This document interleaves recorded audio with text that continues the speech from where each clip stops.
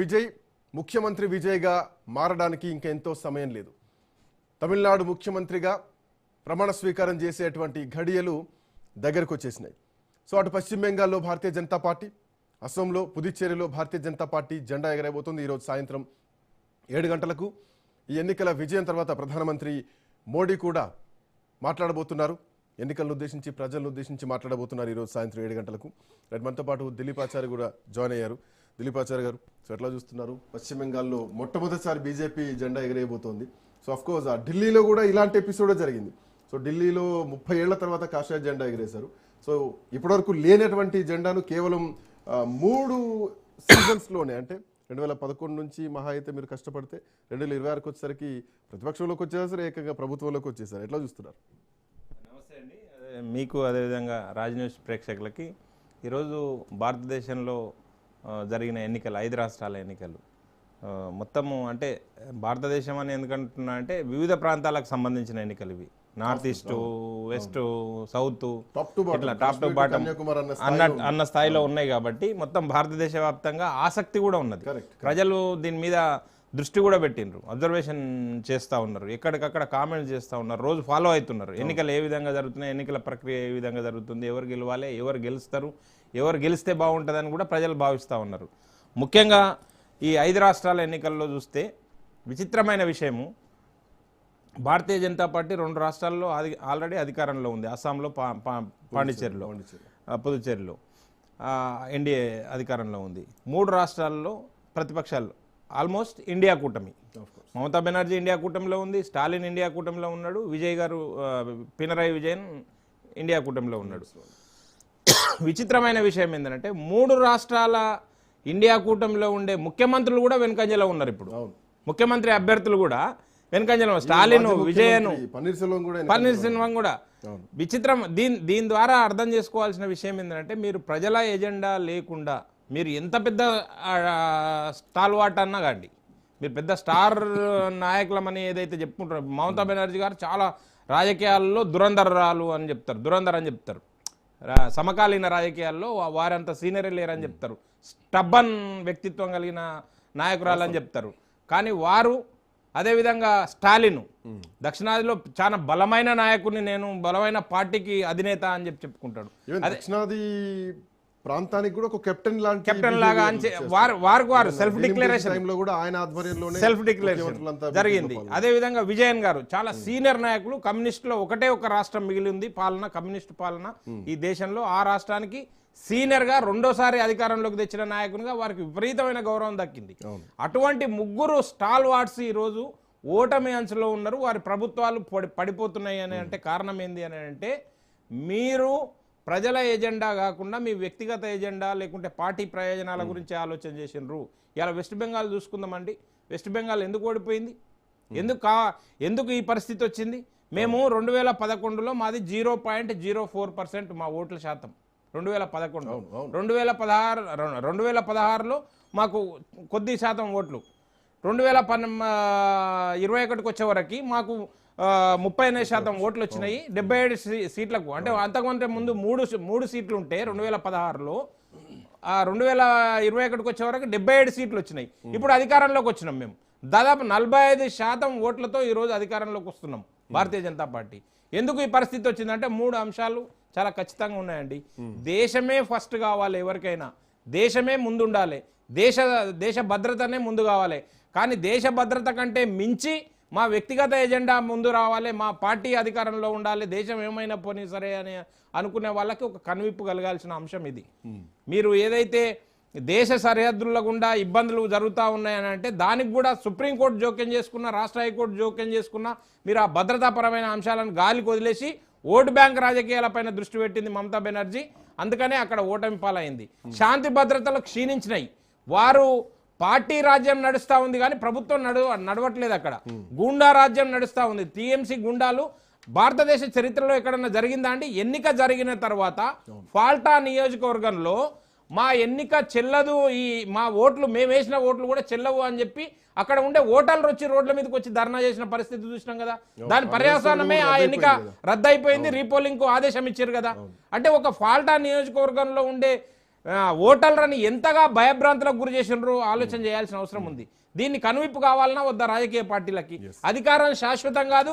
అధికారం ద్వారా వచ్చే మీ అధికారాలన్నీ చెలాయిస్తే మీరు ప్రభుత్వంలో ఉండి ఆ ప్రభుత్వ ప్రయోజనాలు లేకుంటే ప్రభుత్వ ప్రయోజిత కార్యక్రమాలు ప్రజలకు ఏ విధంగా అందాలని ఆలోచన చేయాలి తప్ప ఈ విధంగా దౌర్జన్యాలు చేసి దొమ్మిలు చేసి. ఇంకొక పాయింట్ కూడా వస్తుంది. ఆల్మోస్ట్ 90 లక్షల వరకు ఓటర్లను సర్ప్రక్షాళన ఎస్ఐఆర్ ప్రక్షాళన సుప్రీంకోర్టు ఆధ్వర్యంలో సుప్రీంకోర్టు కనుసన్నల్లో జరిగిందండి. సుప్రీంకోర్టు నియమించిన జడ్జీల కమిటీ పోయి ఎస్ఐఆర్కి సంబంధించిన పర్యవేక్షణలో సిలిగురి అనే ప్రాంతంలో ఉంటే 9 గంటలు నిర్బంధం చేశారు. ఎందుకు ఇంత దుర్మార్గంగా ప్రవర్తించారు అర్థమైపోతుంది కదా. మీ రాజకీయంగా మీ పీఠాలు కదులుతున్నాయని చెప్పి ఆ రోజు నుంచే మీ లోపల భయం మొదలైంది. కనుకనే మేము ఏమంటున్నామనంటే మీరు శాంతి భద్రతల విషయంలో మీరు సరైన ప్రామాణికంగా నిర్ణయాలు తీసుకోలేదు. ఆర్జికర్ లాంటి ఒక సంఘటన జరిగితే బాధితులపైనే మీరు నెట్టడం కోసం ప్రయత్నం చేసిర్రు, వాళ్ళ మీద ఒత్తిడి తెచ్చిండ్రు, వాళ్ళ మీద భయభ్రాంతులకు గురి చేసిర్రు. అదే విధంగా అంశం కూడా ఎన్నికల్లో కొంత ప్రభావం కొంత కాదండి. వారి తల్లి ఆ బాధితురాలు తల్లి ఈ రోజు గెలిచింది, భారతీయ జనతా పార్టీ ఆధ్వర్యంలో అభ్యర్థిగా గెలిచింది. ఆమె ఓటేయడానికి పోతే మొన్న జరిగిన ఎన్నికల లోపల ఓటేయడానికి పోతే గో బ్యాక్ అని టీఎంసీ గుండాలు అరిచి గోలబెట్టిర్రు, ఆమెను భయభ్రాంతులకు గురి చేసిర్రు. ఈ ఏజెంట్లుగా కూర్చున్న వాళ్ళని కొట్టడం కోసం ప్రయత్నం చేసిర్రు.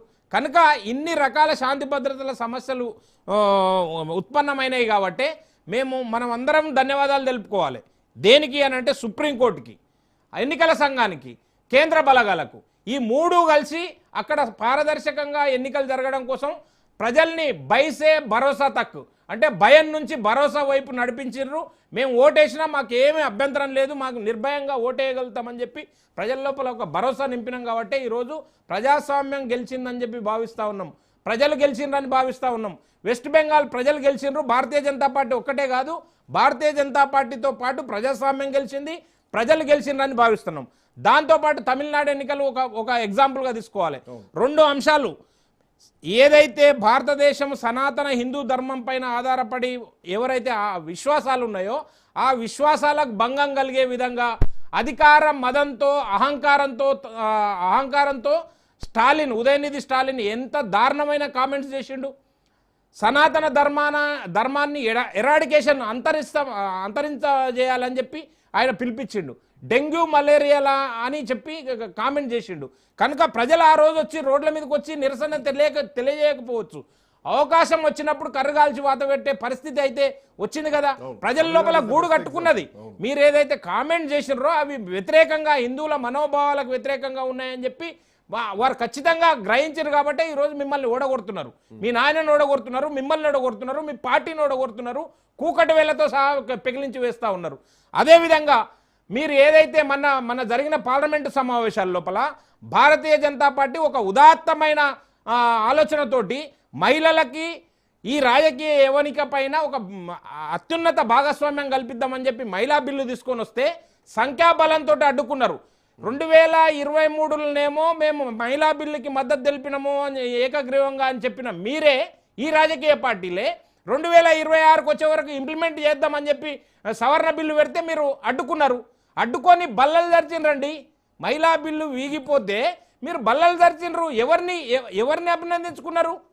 మహిళా బిల్లు వీగిపోవడం వల్ల ఎవరికి నష్టము? ఈ రాష్ట్రంలో మీకు ఓట్లేసిన మహిళలకందరికీ నష్టమే కదా. అది ఎందుకు? ప్రాథమిక అంశాన్ని కూడా వదిలిపెట్టి గాలికి వదిలేసి మీ రాజకీయ ప్రయోజనాల కోసమే ఆలోచన చేశారు తప్ప ఆ రోజే నరేంద్ర మోడీ గారు చెప్పిర్రు, పార్లమెంటు వేదికగా చెప్పిండు, మీరు మహిళా బిల్లుకు మద్దతు తెలిపితే మనం అందరం ప్రయోజనం పొందుతాం, మహిళా బిల్లుకు మద్దతు తెలపకపోతే మీరు మూల్యం చెల్లించుకోవాల్సి వస్తుందని చెప్పి పార్లమెంటు వేదికగానే అనౌన్స్ చేసిండు కదా. మీరు 23లో మద్దతు తెలిపిన వాళ్ళు, ఉదాత్తంగా వ్యవహరించిన వాళ్ళు 26కు వచ్చే వరకు ఎందుకు మద్దతు తెలపలేకపోయారు? అంటే మీ రాజకీయ ప్రయోజనాలు దాగి ఉన్నాయని చెప్పి మహిళా లోకం అంతా దృష్టి పెట్టింది, మహిళా లోకం అంతా గ్రహించింది. కాబట్టి ఈరోజు కర్రగాల్చి వాత పెట్టిర్రు. అదేవిధంగా కమ్యూనిస్టులు కూడా మహిళా బిల్లుకు వ్యతిరేకంగా ఓటేసిర్రు.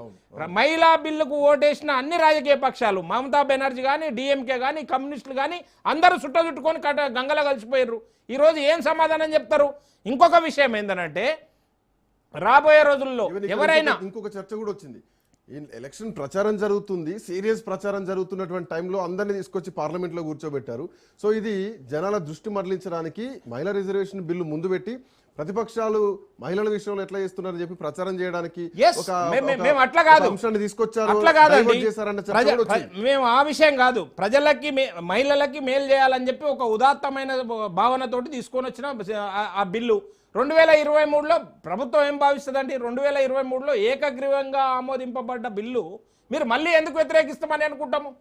మీరు ఆ రోజు వ్యతిరేకించకుండా ఆమోదింపజేసుకున్న బిల్లుని ఈ రోజు ఎందుకు వ్యతిరేకించారు?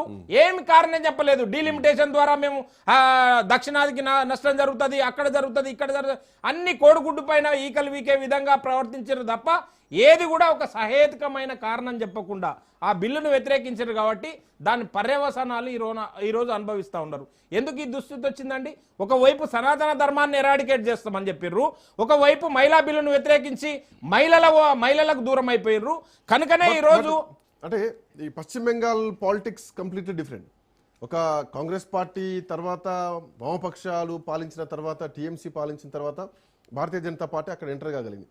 బట్ ఇప్పుడు ఒక సంకేతం బీజేపీ ఏమిస్తుందంటే నెక్స్ట్ తెలంగాణ అని చెప్పకనే మోడీ టూర్ తెలంగాణకు ఒక సంకేతం లాగా భారతీయ జనతా పార్టీ తర్వాత భారతీయ జనతా పార్టీ ఏ ఎన్నిక కూడా ఎన్నిక ఫలితాలు వస్తే ఇంకా అక్కడికి ఆగదు. అక్కడి నుంచి మా ప్రయాణం కొత్తగా మొదలైంది. ఖచ్చితంగా వీళ్ళందరూ ఏమన్నా ఇప్పుడు రాహుల్ గాంధీ గారు ఎక్కడ ఉన్నారండి? ఈ ఎన్నికలు జరిగే సందర్భంలోనేమో అండమాన్ నికోబార్ దీవులకు పోయిండు. ఎన్నికల ఫలితాలు వచ్చే సందర్భంలో నిన్నటికి నిన్న ఒమాన్లో ప్రత్యక్షమైంది. ఆయన ఎక్కడ ఉండాలి? రాజకీయ నాయకుడు, ఒక ఆపోజిషన్ పార్టీ లీడరు, సీరియస్ నాయకుడు అయితే ఎక్కడ ఉండాలి? ఈ రోజు కేరళలో ఉండాలి, లేదనుకుంటే రాబోయే రోజుల్లో ఎన్నికలు ఎక్కడ జరుగుతాయో అక్కడ జరగాలి. మేము పంజాబ్ గురించి ఆలోచన చేస్తున్నాము, రాబోయే జిహెచ్ఎంసీ ఎన్నికల గురించి ఆలోచన చేస్తున్నాము. అందుకనే నరేంద్ర మోడీ గారు వస్తున్నారు. తెలంగాణ గురించి పక్కా ఆలోచన చేస్తాం, బరాబర్ ఆలోచన చేస్తామండి. రాజకీయ పార్టీగా మేము విస్తరించాలనుకుంటున్నాము. ఇంకొక విషయం, తెలంగాణలో అంత సాధ్యమయ్యేటువంటి పని, ఎందుకంటే ప్రతిపక్షం బలంగా ఉంది. మీరు ఆ ప్రశ్న ఉత్పన్నమే కాదు, మీరు అడగనే వద్దు. ఎందుకు అనంటే వెస్ట్ బెంగాల్లో సాధ్యమైంది, తెలంగాణలో ఎందుకు సాధ్యం కాదు? పశ్చిమ బెంగాల్లో అసాధ్యం అనుకున్నది మీకు సాధ్యమైంది ఎప్పుడు? రెండో దఫా ఎన్నికల్లో. ఇప్పుడు కూడా రెండో దఫనే అండి. మాకు 2021లో అక్కడ 77 సీట్లు వచ్చినాయి, మాకు 39% ఓట్లు వచ్చినాయి. మొన్న జరిగిన 2023 ఎన్నికల లోపల మాకు 8 అసెంబ్లీ సీట్లు వచ్చినాయి. దాని తర్వాత జరిగిన ఎన్నికల లోపల 8 పార్లమెంట్ సీట్లు వచ్చినాయి. అందుకనే మేము ఇప్పుడు రెండో దఫా అటెంప్ట్ అనుకోండి. ఆషామాషిగా మేము మా ఎజెండాను ఇంప్లిమెంట్ చేయము. భారతీయ జనతా పార్టీకి ఒక అవకాశం మీకు జిహెచ్ఎంసీ ఎన్నికల్లో గతంలో వచ్చింది. అందుకనే వచ్చిన గ్రాఫ్ ఇప్పుడు పడిపోయింది. ఎక్కడ పడిపోలేదు. 8 పార్లమెంట్ సీట్లకు ఎగబాకినాము, ఒక్క అసెంబ్లీ సీట్ నుంచి 8 అసెంబ్లీ సీట్లకు వచ్చినాము. కనుకనే మా గ్రాఫ్ పెరిగింది, మా ఓటు శాతం పెరిగింది. ఖచ్చితంగా భారతీయ జనతా పార్టీ రాబోయే రోజుల్లో తెలంగాణలో ఖచ్చితంగా అధికారం చేపడతాం. వస్తాం, మీ దగ్గరకు వస్తాను. బిఫోర్ దట్ తమిళనాడు చాలా ఇంట్రెస్టింగ్ ఫ్యాక్టర్స్ కనిపిస్తున్నాయి. నటుడు విజయ్, టీవీకి అధినేత విజయ్ ఇంటికి త్రిష చేరుకున్నారు.